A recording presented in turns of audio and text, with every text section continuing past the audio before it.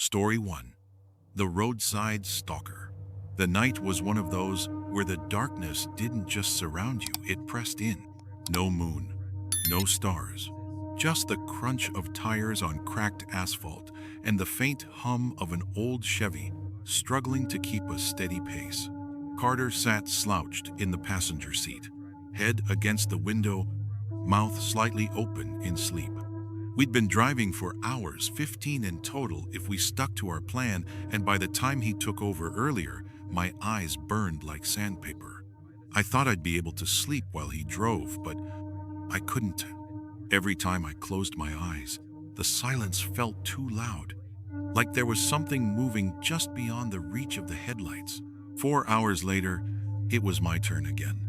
I climbed back into the driver's seat, promising myself I'd be more alert.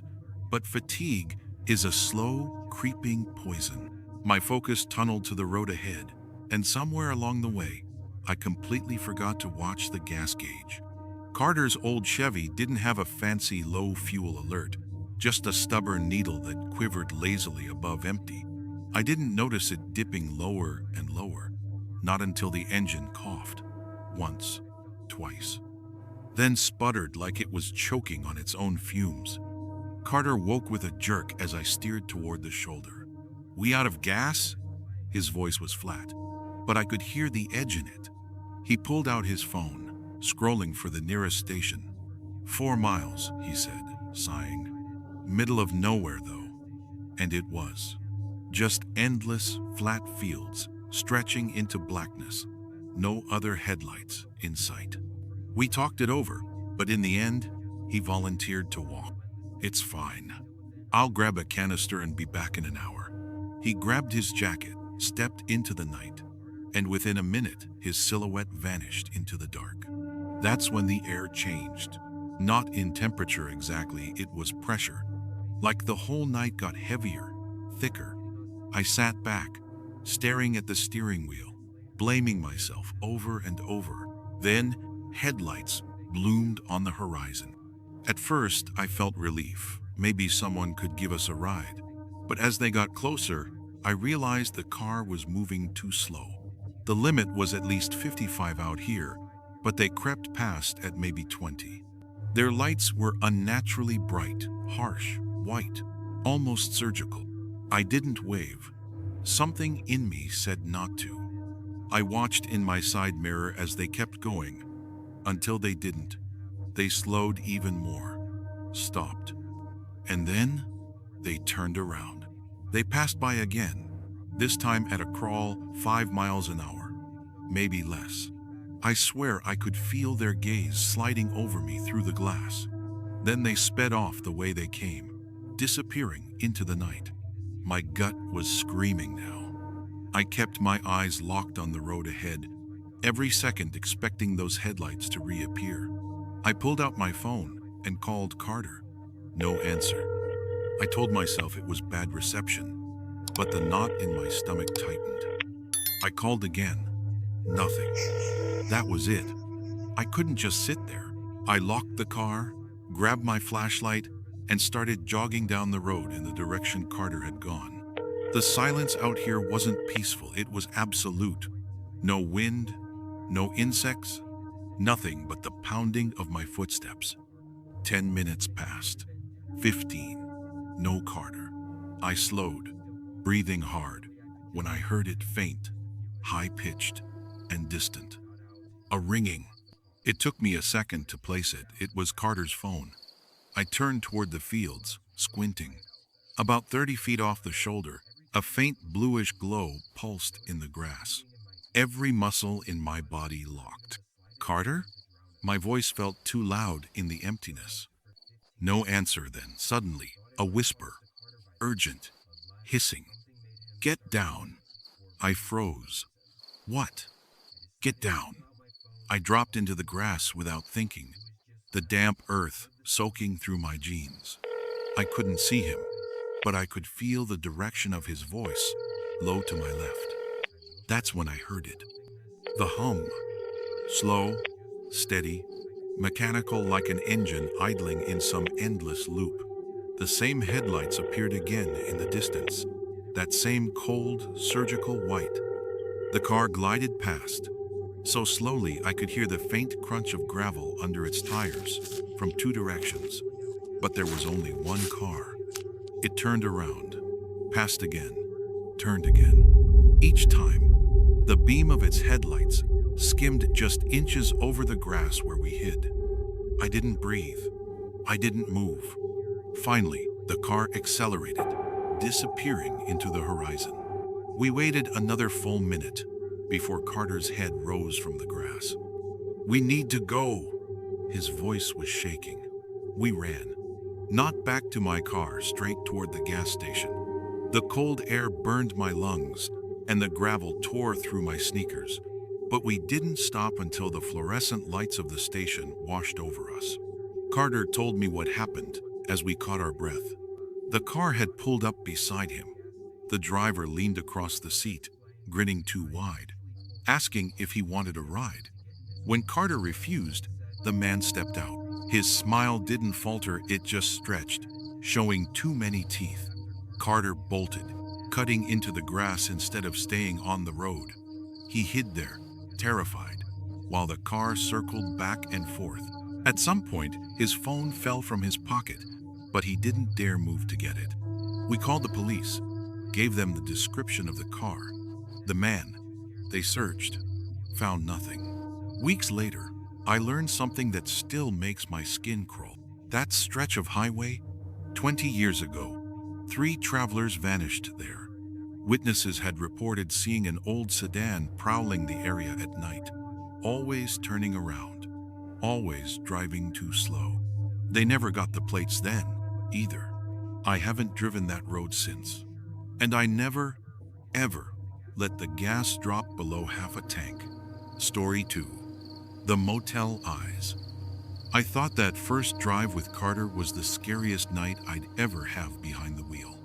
I was wrong. This one started innocently enough, a solo trip to my dad's surprise 50th birthday. I didn't have a job at the time, so to save money, I skipped the plane ticket and decided to drive. Gas was cheaper back then, and a 3-day road trip sounded almost peaceful. The first night, I checked into a small roadside motel just before midnight, the kind with peeling paint, buzzing neon, and doors that opened straight to the outside. The air smelled faintly of wet earth and rust. I woke late 11 a.m. and dragged my luggage toward the door, still half asleep. I twisted the handle, stepped outside, and froze. A man was standing directly in my doorway. Mid-42nd, dark circles under his eyes like bruises. His clothes were a little damp, even though there'd been no rain. I noticed his shoes leaving faint red clay prints on the carpet. "Excuse me," I muttered, trying to edge past. He didn't move at first, just stood there, his gaze fixed somewhere slightly above my eyes, like he was studying me. Finally, he stepped aside. I loaded my car quickly, feeling his stare the whole time.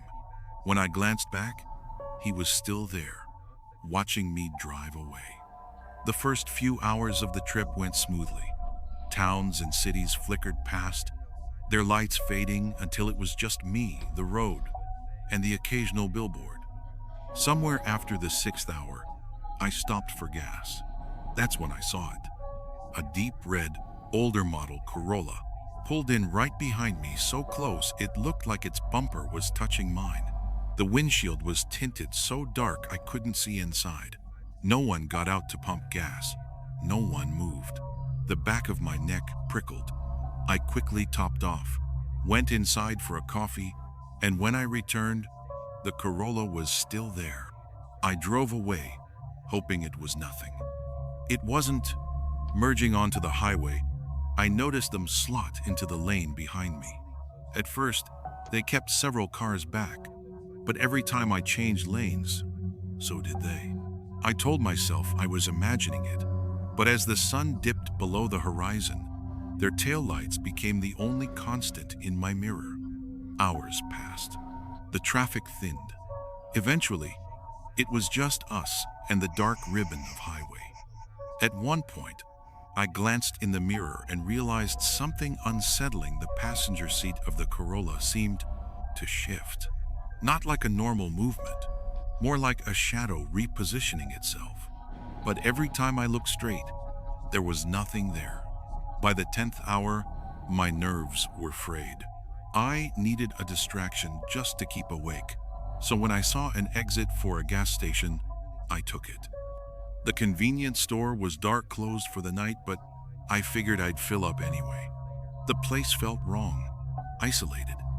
The kind of spot where the light barely pushes back the dark, and beyond it is just black nothing. Halfway through filling my tank, I saw headlights crest the exit ramp. My stomach dropped. The red Corolla. They didn't pull up to a pump. They came straight for me, stopping with the driver's side of their car lined up against mine. The passenger door opened. The man from the motel stepped out. For a second, I couldn't move. His face was the same, but this time, the dark circles looked deeper, almost bruised purple, and that stare, unblinking. He reached for my door handle. Thank God it was locked. I fumbled for my keys, started the car. He stopped pulling and just grinned. Slow, deliberate. It stretched too wide, showing teeth that caught the cold light in a way that made my stomach churn. Behind him, I could barely make out the driver, a shape slouched low, head tilted unnaturally, like it was resting on the wrong side of the neck. That was all I saw before I hit the gas and tore out of there. I didn't slow until city lights bloomed ahead of me. I checked my mirrors again and again, but the Corolla was gone. That night, in the safety of my hotel room, I kept replaying it in my head. The stare, the smile, the way they had followed me for nearly 10 hours, without getting caught in traffic, without ever breaking away. And then I remembered something else, something small, but it hit me like a brick. At one point during the drive, I'd seen faint tire tracks along the shoulder of the highway, 2 sets, running parallel to each other. Someone else had been keeping pace with us in the dark, off the road, hidden. A few weeks later, I read about an old stretch of highway not far from that route. Years back, travelers reported being followed by an older model sedan, always at night, always with at least 2 people inside. Most of them made it to safety. Some didn't. I wish I hadn't read that part, because they never found the ones who didn't. And the descriptions? Always the same: one man with bruised eyes, and another who never let anyone see his face. Story 3. The Rest Stop Liar. Some people say the worst thing that can happen at night on the road is falling asleep at the wheel. They've never met the wrong person in the wrong place. It was winter break during my second year of college. I didn't have money for hotels, so my plan was simple: drive until I was too tired, then crash in my car for a few hours. Around 1 a.m., after 11 hours of straight driving, I pulled into a small roadside rest stop. It was one of those bare-bones ones, 2 parking spots, a squat brick building with a public restroom, and a flickering vending machine. The only other vehicle there was an older sedan, parked farthest from the building. I chose the opposite side for privacy.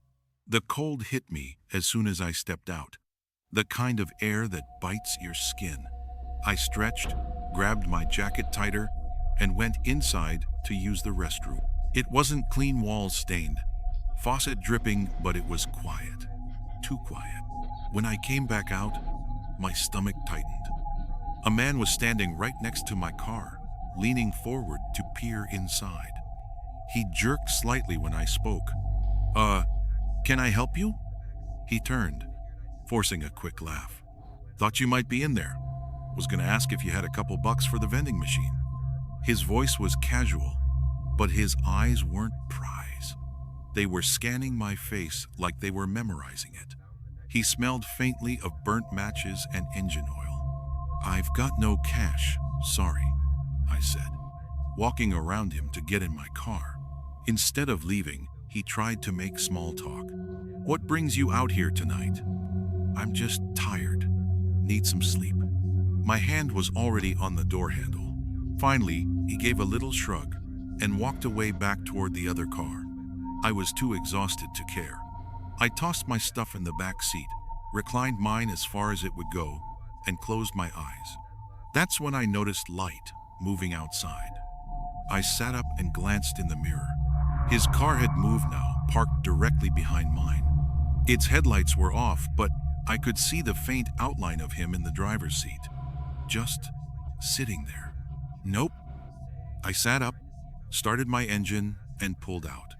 I muttered a few choice words under my breath as I got back on the highway. The next rest stop was at least half an hour away, but I didn't care. The drive blurred. My eyelids drooped dangerously more than once, and the cold didn't help. By the time I saw the next rest stop, I was half delirious with exhaustion. Relief washed over me until I pulled in. It was abandoned. The building's windows were boarded up, the doors taped over, and graffiti scrawled across every wall. The air felt heavier here, and the shadows seemed thicker than they should have been. Still, I told myself it was fine. I'd lock the doors, sleep a couple hours, and get moving. I don't remember closing my eyes, but I remember waking. A crash shook the car so hard, my teeth clacked together.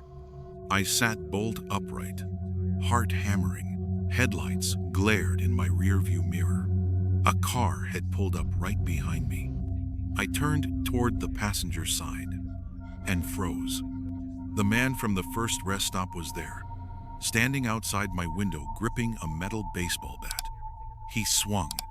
Glass exploded inward, peppering my seat with shards. "What the hell?" I shouted, scrambling for my keys. He didn't answer, just grinned.